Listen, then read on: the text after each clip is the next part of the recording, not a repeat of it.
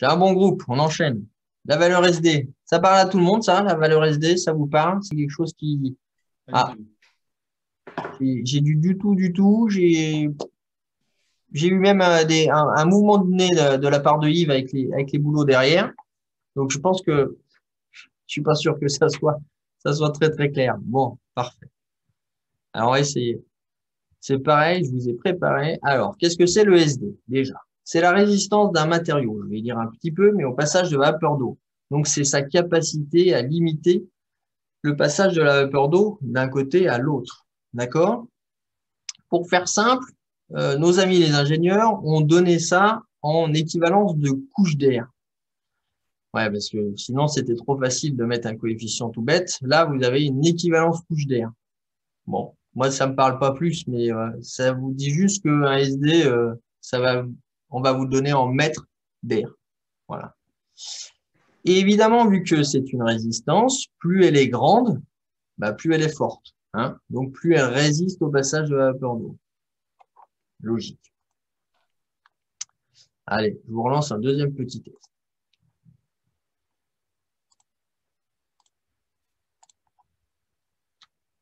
Vous le voyez? Hop, je vous ai remis un petit test. Allez, c'est parti. Dommage pour ceux qui voulaient faire les devis en même temps. Ah oui, c'est plus dur que le premier. Ben oui, forcément, parce que on va en augmentant un peu le niveau là. Alors, selon vous, à votre avis, à épaisseur égale, quel matériau a la plus grande résistance à la vapeur d'eau? Bon, j'en ai mis 4. Je vous ai mis l'air, je vous ai mis la laine de bois, je vous ai mis la fibre de verre et le polystyrène. Selon vous, lequel résiste mieux au passage de la vapeur d'eau? Bon, deuxième morceau, pour être considéré comme par vapeur, quelle doit être la valeur SD d'une membrane? Bon, pour l'instant, moi, j'ai que des champions, hein, je vous le dis. Bon, il y en a beaucoup qui n'osent pas répondre non plus, donc comme ça, au moins, on est tranquille. Essayez, au pire, c'est pas trop grave, hein, qu'on essaye, qu'on joue.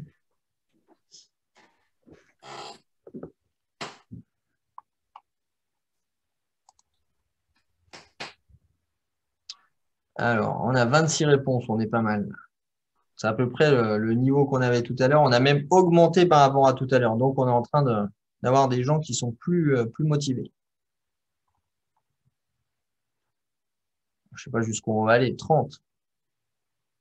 30, c'est peut-être pas mal. Hein.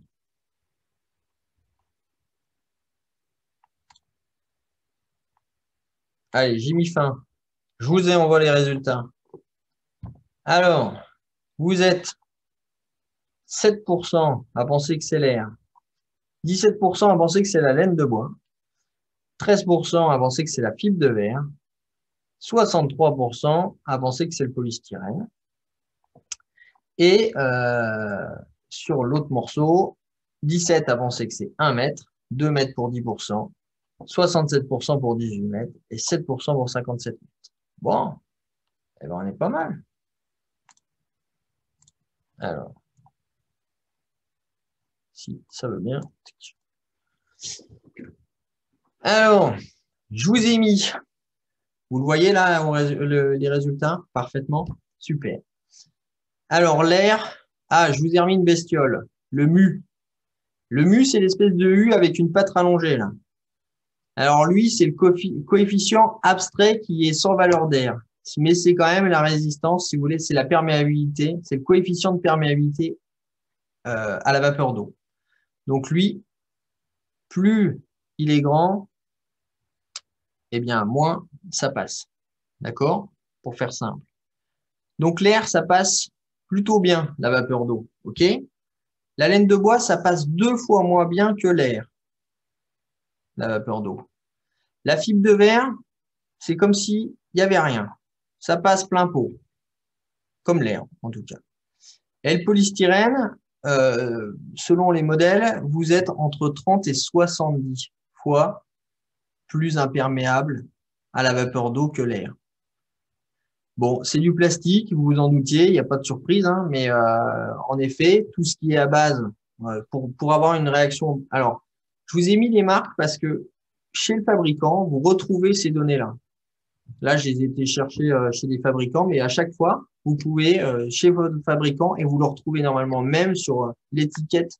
Vous pouvez même l'avoir sur l'étiquette de votre isolant. Vous retrouvez le petit symbole mu qui est là. Et donc, ce qu'il faut retenir, c'est que tout ce qui est à base de pétrole hein, est donc forcément bien plus résistant au passage de la vapeur d'eau. C'est le constat global. C'est pour ça que les membranes, elles sont pas faites hein, en coton. Quand vous mettez un K-Way, hein, l'ancien K-Way, vous savez, les bons vieux imperméables, eh bien oui, l'eau, elle ne passe pas sous forme liquide, mais sous forme de vapeur non plus. Vous êtes bien transpirant dedans. Et puis, ben après, quand vous prenez un tissu en coton, ou encore mieux si vous aviez de la soie, moi j'en ai pas. Là, je porte du coton, ça respire un peu mieux, en effet, que quelque chose en polyester, par exemple, hein, ou en nylon. Le deuxième morceau, c'est pour dire, voilà, alors je sais pas d'où vient le SD, il aurait fallu que je fasse une enquête, mais en tout cas, je vous ai mis des valeurs pour que vous le sachiez. On met un SD de 18 mètres pour que ça soit un pare-vapeur. Tout ce qui est en dessous de 18 mètres, c'est considéré comme un frein à vapeur. Donc ça ralentit, mais ça ne part pas euh, la vapeur. Alors on avait, quand on utilisait de l'isolant, on avait le papier craft, on l'a toujours. Hein. Très longtemps, les vendeurs d'isolants ont dit le papier craft, c'est un pare-vapeur. Aujourd'hui, je vous invite à aller sur le site d'Isover. Vous verrez, ils vont changer aussi le dialogue. Ce n'est plus un pare-vapeur et ça n'a jamais été un pare-vapeur. Ça ralentit tout au plus, hein, mais c'est pas non plus. Une question, 18 mètres, mais 18 mètres de quoi? Parce que j'ai pas saisi le 18 mètres détail. d'air. Ah, je sais, hein, ils sont forts. Hein. En gros, l'équivalent de la force, enfin, de la vitesse de passage de la vapeur d'eau, Mhm. pour que ça soit un pare-vapeur, ça équivaut à 18 mètres d'air. D'accord. Je sais pas d'où ça sort pourquoi on a remis en mètres d'air. Moi, ça me parle pas plus. Hein. C'est comme vous, c'est voilà. Bon, on l'a remis en mètres d'air. Et puis, quand on est en zone très froide, on demande à ce que le pare-vapeur ait un SD de 57 mètres. Donc là, ça commence à être costaud un petit peu. Voilà. Alors, comment on calcule le SD? Bah oui, une passion maintenant. Ça, vous allez vouloir connaître tout en valeur de mètres d'air, etc. N'est-ce pas, Ludovic? C'est un truc, voilà. Ça va être rigolo. Pour avoir le SD, on prend le mu et puis on le multiplie par l'épaisseur. Bon, jusque-là, tout va bien. Sauf que ben, moi, je me suis dit, vu que c'était un calcul qui était facile, j'allais vous en donner un. Ça vous va? Donc, on va calculer, par exemple, vous mettez une GR32 de 12 cm, eh bien, je vous demande l'équivalent SD. Alors, pour ceux qui sont pas très forts, prenez une calculatrice. Pour les très très bons en calcul mental, vous pouvez le faire sans et vous le marquez dans le chat. Donc, vous le communiquez dans les conversations. Comme ça, je vois les réponses qui arrivent. Et puis, le grand sage Didier va vérifier si vous avez tous bien compris.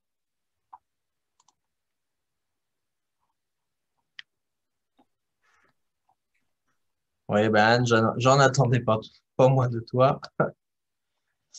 Ah, voilà, 12, 12, 12. Alors, ben, je suis un peu vache en fait. C'est bien d'avoir marqué 12, mais je suis un peu vache. Parce que comme je vous ai dit, c'est des mètres d'air. Et puis je voulais marquer en centimètres. Ah, c'est mon côté sadique. Hein. Ouais, il suffisait que je leur donne la bonne indication. C'est bien 0,12. Donc il faut évidemment mettre l'épaisseur en mètres. Donc 0,12 fois 1, ça devrait faire quand même 0,12. Bon, bah maintenant qu'on est fort, hein, je vous propose de calculer pour le béton. Parce qu'en fait, vous voyez là, les mu, j'arrive à les trouver pour à peu près chaque matériau. Alors, soit c'est donné par le fabricant, soit c'est donné dans des fiches techniques, mais on arrive toujours à retrouver. Donc là, je prends 20 cm de béton et je vous demande de faire le même calcul. Quel est le SD, la valeur SD de 20 cm de béton? Et le mu, c'est 105. Bon.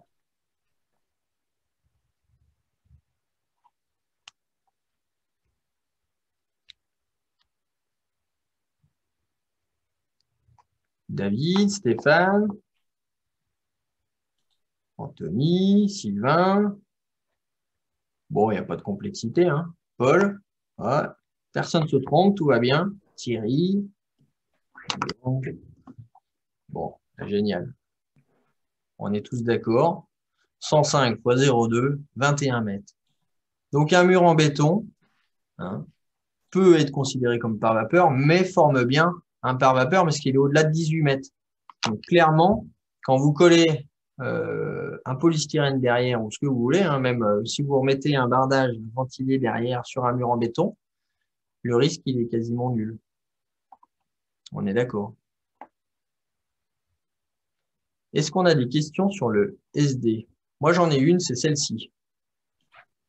Alors, celui-ci ou ailleurs, hein, mais vous êtes peut-être des fois confronté en rampant à avoir des écrans de sous-toiture ou Ah, j'ai des gestes de dire, mince, qu'est-ce qu'on fait? Avec ce qu'on appelle des produits minces réfléchissants. Vous avez déjà été confronté à ce genre de choses? Alors, je tiens juste à dire un truc.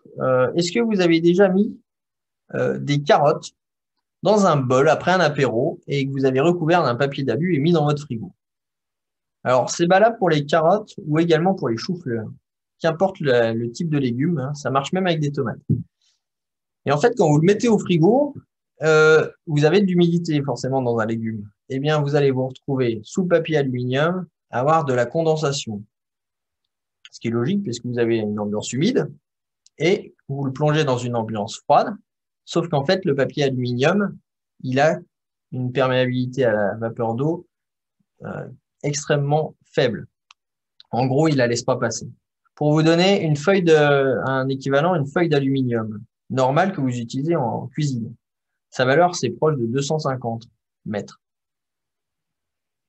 Donc, quand vous voyez un produit, alors Actis, qu'importe, là j'ai pris Libris, mais que vous voyez un produit réfléchissant, donc avec une base d'aluminium, forcément, vous allez avoir un SD de dingo. Ici, il est micro-perforé. Il arrive à descendre à 90 mètres. Mais 90 mètres, c'est énorme. C'est-à-dire que si vous mettiez un complément d'isolation en dessous, même avec un pare-vapeur, le risque de condensation, il est énorme. Qu'est-ce qu'on fait?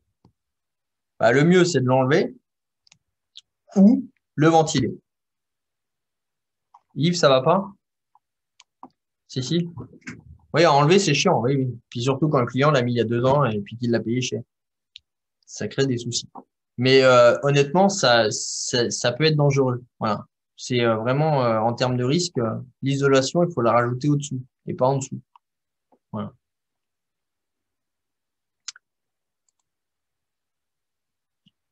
Alors, on va très très vite. Hein. L'information, elle va très très vite. Alors, j'ai un peu de temps pour. Vous pourrez ouvrir vos micros pour ceux qui ont des questions, si vous voulez.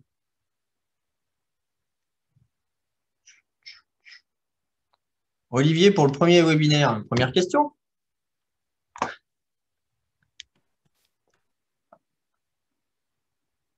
Alors, il faut aller en bas à gauche.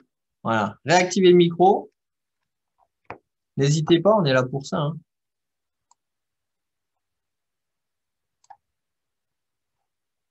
Non? Personne n'a de questions? Jusqu'ici, ça va. Bah oui. Si, moi j'en ai une. Ah. J'ai le cas justement chez moi perso. À l'époque, j'avais mis un Triso Super 12 au-dessus de ma volige, parce que j'ai la charpente apparente. Oui. Et je veux risoler par-dessous avec de la laine de bois, parce que l'été, c'est un vrai four. Je voulais rajouter 28 cm de laine de bois. Ouais. Et là, ce que tu me dis, ça me fait peur, là, parce que j'ai peur que ça condense beaucoup entre les deux. Ah bah là, il y a très très forte chance. Ouais. C'est quasiment certain. Alors, ça veut Après, dire qu'il faut obtenir une lame d'air, il faudrait reventiler sous la volige. Parce que c'est une grande pièce. J'ai 4 mètres en bas de pente et 6 mètres au fêtage. C'est un grand volume. Bon, c'est la salle à manger, cuisine, salon, quoi, je veux dire. On fait pas de, comment dire, La cuisine, elle est à part, la salle de bain, c'est pareil, donc il y a moins d'eau que ce qu'il pourrait y avoir. Mais on va toujours créer de la vapeur, quoi. Ah bah, il faudrait arrêter de respirer. Ouais. Alors bon, ça marche pendant bien 30 secondes quand on n'est pas trop mauvais, mais pour les plus forts, ça doit être 7 minutes. Mais, mais bon, ça fait des soirées un peu bizarres. Non, en gros, le risque là, il est très très fort, ouais. Même s'il n'y a pas de Et beaucoup de production de vapeur d'eau en dessous. Parce que bah, si on disons fait que si on fait la migration, si on fait la valeur SD de l'isolant là, donc on fait 0,28 Mhm. multiplié par 2, donc on va arriver à 0,5 en gros, 0,56. Et on a un Mhm. delta sur le trio, je pense qu'on doit être dans les 150 de SD, quoi. Donc on a un côté extrêmement ouvert à la diffusion de la vapeur d'eau et un autre qui est complètement refermé, avec la partie en plus, cette partie-là qui est la plus froide. Donc là, le risque, il est trop fort, ouais.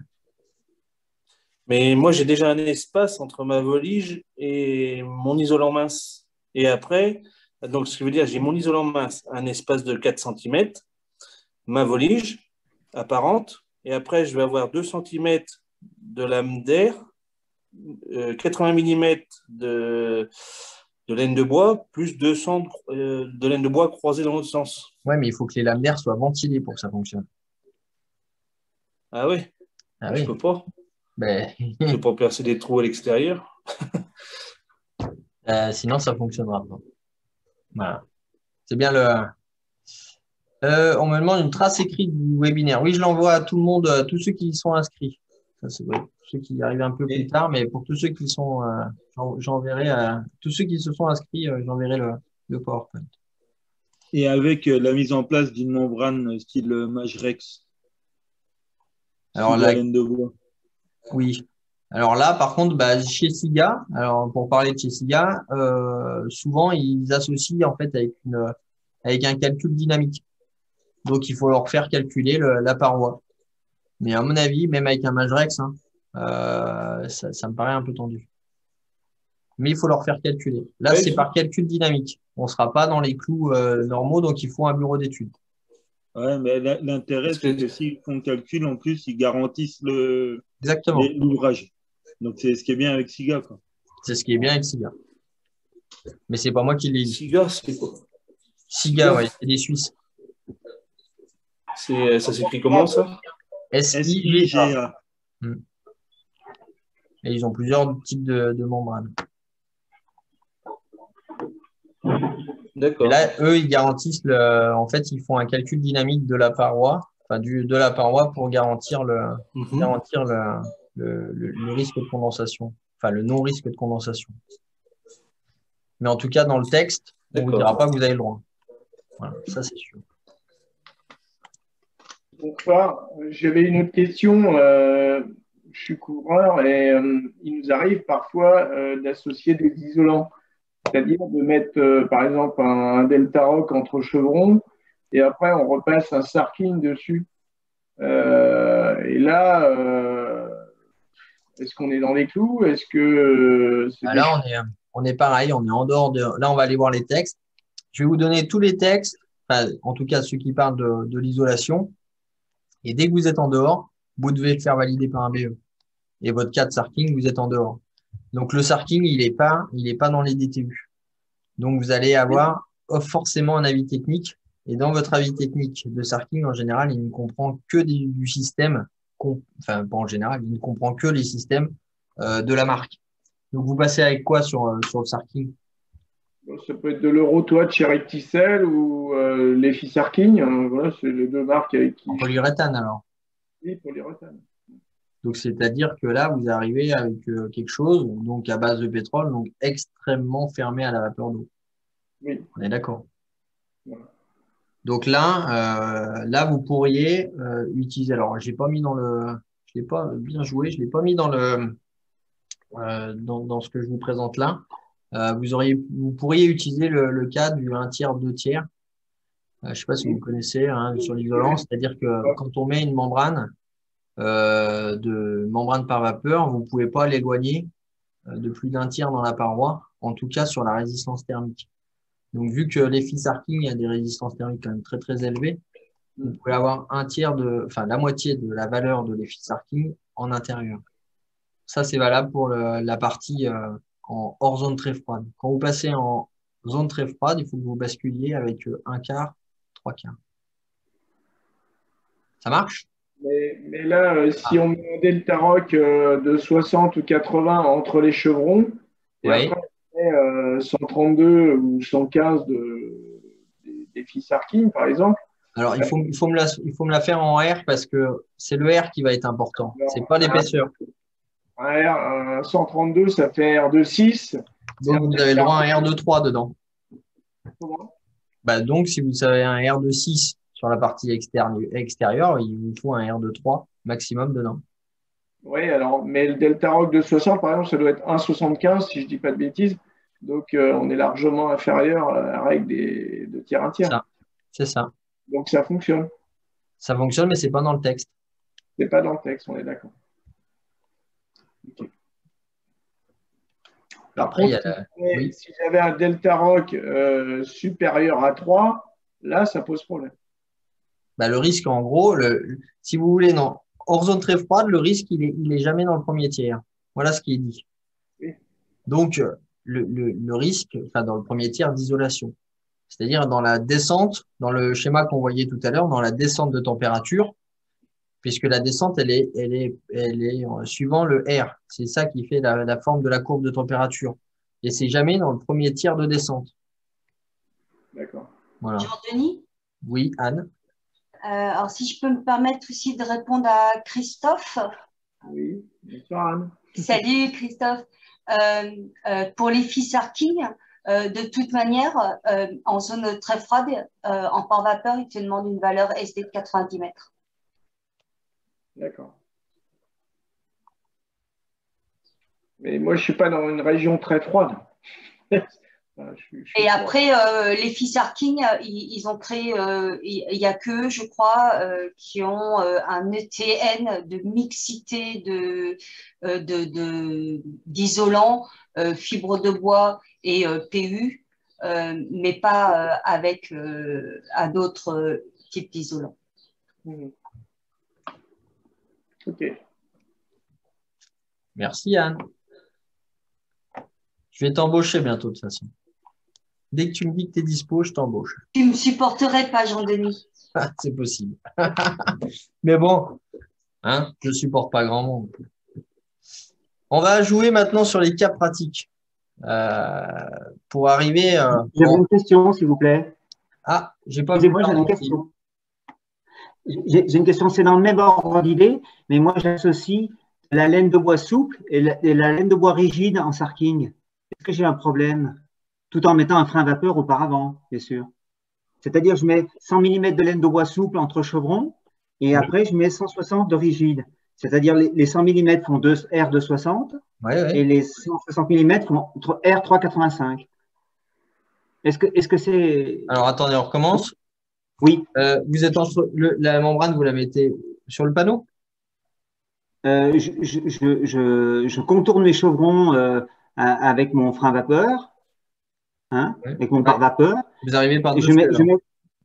Je mets par-dessus, oui, parce que le plafond est pas démontable. On a des gens qui font de l'isolation par l'intérieur ici. C'est pour ça que c'était juste pour être sûr. Ah ouais. Non, là, je suis un couvreur, moi. Oui. C'est le cas de couverture par l'extérieur. Oui. Pour éviter de mettre trop épais de fibres de bois extérieures, je bénéficie de l'épaisseur des chevrons en mettant 100 mm de souple dans les chevrons et après 160 mm de rigide par-dessus. Est-ce que c'est bon ou est-ce que c'est pas bon? Là, déjà, il faut regarder la vie technique de votre produit, mais la deuxième chose, c'est que ce que j'entends, moi, c'est que le pare-vapeur, il est toujours posé côté chaud. Donc, il n'y a aucun souci. On ne parle pas d'un tiers, deux tiers, là, puisque vous avez il est tout le temps positionné côté chaud. D'accord, oui, il est positionné côté chaud. Mais comme ce n'est pas deux isolants fibres de bois de la même nature, je me disais, est-ce qu'il y a un problème ou pas? Voilà, non, il n'y a pas de souci. Alors, leur perméabilité à l'air, à la vapeur d'eau, pardon, elle est quasiment identique, sauf ceux qui sont, d'accord. Sauf ceux qui sont enduits là en phase extérieure, les panneaux qui servent de pare-pluie. Ah oui. Encore plus ouverts. Alors, bon.